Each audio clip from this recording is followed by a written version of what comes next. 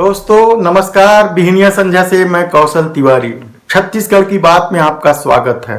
अंतर्राज्यीय bus stand Chhattisgarh की राजधानी में बनकर तैयार है और उसे आबाद करने प्रशासन अचानक नींद से जाग गया है।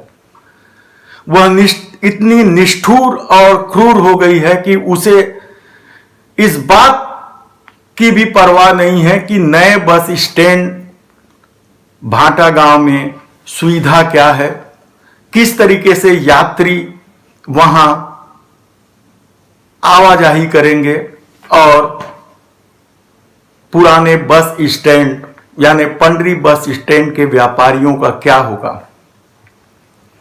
पूरी दादागिरी के साथ प्रशासन ने एक समय निर्धारित कर दिया है कि 15 तारीख के बाद कुछ भी नहीं होगा।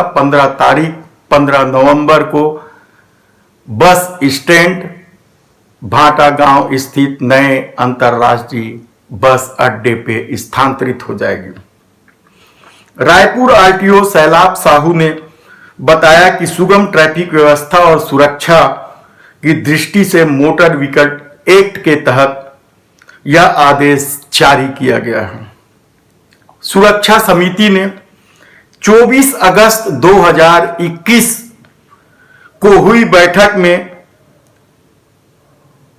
साफ कर दिया था कि शहर के भीतर बस स्टैंड होने की वजह से न केवल ट्रैफिक जाम हो रही है बल्कि एक्सीडेंट और दुर्घटना भी बेतहाशा हो रही है। इसलिए जल्द से जल्द पंडरी स्थित बस स्टैंड को नए बस स्टैंड में भाटा गांव में स्थानांतरित किया जाए। लेकिन बस स्टैंड 2 साल से बनकर तैयार है। पहले जमीन का विवाद हुआ और फिर ऑपरेटरों ने बगैर सुविधा के जाने से मना कर दिया था। लेकिन प्रशासन अड़ी हुई है कि हर हाल में जल्दी से जल्दी नए बस स्टैंड को आबाद किया जाए। रायपुर में बस स्टैंड का अपना इतिहास है। जैसे जैसे शहर बढ़ता गया बस स्टैंड शिफ्ट होते गए। 1965 में यह मालवी रोड में बस स्टैंड था। फिर जब आबादी बढ़ी तो 1980 में इसे पुराना बस स्टैंड वाली जगह पे लाया गया और 1980 में यह पंडरी स्थानांतरित किया गया और फिर 30, 35, 40 साल बाद अब बस स्टैंड को भाटा गांव शिफ्ट किया जा रहा है। जब भी बस स्टैंड को शिफ्ट किया जाता है व्यापारियों को सबसे ज्यादा नुकसान और दिक्कत का सामना करना पड़ता है। वे दुकान बनाते हैं, स्ट्रक्चर खड़ा करते हैं, जो नए स्थानांतरण के बाद फिर से वही काम उन्हें करना पड़ता है। इससे दोहरा आर्थिक भार उन्हें पड़ता है। लेकिन प्रशासन को इन सब बातों से कोई लेना देना नहीं है। महापौर ने तो साफ कर दिया है कि मीडिया का प्रेशर है, इसलिए वे ज्यादा कुछ नहीं कर सकते। नया बस स्टैंड व्यापारी एवं यात्री कल्याण संघ के नाम की संस्था बनी है। वे अपनी तकलीफों को लेकर कलेक्टर, एसपी, शासन, प्रशासन, महापौर सबके सामने गुहार लगा चुका है और अब वे इतने डरे और सहमे हुए हैं कलेक्टर के आदेश के बाद कि वे साफ कहते हैं कि 15 तारीख के बाद वे अपनी दुकानों में ताला लगाकर चुपचाप घर में बैठ जाएंगे। शासन प्रशासन से कौन लड़े, कैसे धंधा कर सकते हैं हम शासन प्रशासन, यानी इस तरह का दहशत आप व्यापारियों के चेहरे में साफ पड़ सकते हैं। व्यापारी संघ के लोग आज प्रेस क्लब रायपुर में अपनी व्यथा कहने आए। उन्होंने बताया कि स्थायी रूप से 75 व्यापारियों की वहां दुकानें हैं और 100-125 गुमटी वाले लोग हैं। इस तरीके से 200 परिवारों की रोजी रोटी के सामने संकट खड़ा हो रहा है और नए दुकान बनाने में 2 महीने कम से कम समय तो लगेंगे ही। ऐसे में उन्होंने कहा कि केवल अभी अंतरराज्यीय बस को नए भाटागांव स्थित बस स्टैंड से शुरू किया जाए और लोकल वाली बसें यहीं से संचालित हो। जब तक व्यवस्था नहीं हो जाती है तब तक उनका धंधा पानी तो कम से कम चले। खाने पीने का आसरा जिस दुकान के सहारे वो हासिल करते हैं वह तो उनकी निरंतरता तो कायम रहे, लेकिन प्रशासन ने जिद कर लिया है कि नहीं, बहुत हो गया। अब 15 नवंबर से बस स्टैंड शुरू किया जाएगा और पंडरी बस स्टैंड तक बसों की नो एंट्री रहेगी। नए बस स्टैंड की स्थिति यह है कि वहां शौचालय तक की ठीक से व्यवस्था नहीं है।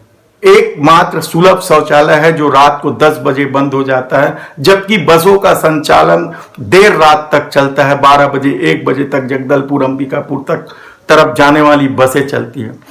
तब उसके यात्री शौचालय कहां जाएंगे? महिलाओं के सामने तो सबसे बड़ी दिक्कत खड़ी होने वाली है। 2 महीना लगेगा नए दुकान सजने में। पहले तो व्यापारी जाने से इनकार कर रहे थे, ऑपरेटर जाने से व्यापार मना कर रहे थे, लेकिन अचानक प्रशासन ने जिस तरीके से डंडा चलाया उसके बाद सब खामोश है, कोई कुछ भी बोलने को तैयार नहीं है। व्यापारी पत्रकार वार्ता में तो कहते हैं आप ही कुछ करिए, आप पत्रकार ही शासन प्रशासन तक हमारी बात पहुंचाइए। वे अभी तक Chhattisgarh chamber of commerce and industries के अध्यक्ष से भी नहीं मिले हैं। उनका कहना है कि वे मिलेंगे और शीघ्र ही इस मामले में नए तरह से दबाव बनाएंगे, लेकिन वे इतने सहमे ढंग से, इतने सहमे हुए दिखाई दे रहे हैं कि आप कल्पना नहीं कर सकते। क्या प्रशासन की क्रूरतम बातें, क्या प्रशासन इतनी क्रूर हो जाती है कि वह कुछ नहीं देखती है। निसंदेह 40 साल से पंडरी बस स्टैंड में व्यापारी अपना व्यापार कर रहे हैं, अपना परिवार पाल रहे हैं। यात्रियों की सुविधाओं का ध्यान रखते हुए उस तरह की सामग्री या उस तरह के सामान अपनी दुकानों में रखते हैं। गुमटी वालों की अपनी व्यथा है, आए दिन हकाले जाने के बाद भी वे रोजी रोजगार के चक्कर में वहां अपना कारोबार करते हैं, लेकिन एक झटके में प्रशासन ने सब कुछ उजाड़ देने का फैसला कर लिया है। बस टर्मिनल में शासन ने ट्रैफिक थाना भी शिफ्ट कर दिया गया है। पंडरी बस स्टैंड में 15 नवंबर से बसों की नो एंट्री रहेगी, ये प्रशासन का साफ तौर पर प्रमाण है। पंडरी से बस स्टैंड को नए बस टर्मिनल में शिफ्ट करने से रोकने की बस ऑपरेटरों की कोशिशों के आगे प्रशासन पूरी तरीके से अड़ गया है। जिला प्रशासन ने 15 नवंबर से हर हाल में भाटागांव में बने अंतरराज्यीय टर्मिनल को शुरू करने की तैयारी कर ली है। सवाल ये नहीं है कि आप बस स्टैंड शुरू ना करें, सवाल छोटी छोटी ऐसी दिक्कतें हैं जिन पर प्रशासन ध्यान नहीं दिया तो आने वाले दिनों में एक नई तरह की दिक्कत और एक नई तरह की मुसीबतें खड़ी हो सकती हैं। बलौदा बाजार क्षेत्र से आने वाले बस किस तरीके से नए टर्मिनल में जाएंगे, बिलासपुर की तरफ से आने वाले बस किस तरीके से नए टर्मिनल में जाएंगे। डीजल की खपत बढ़ जाएगी।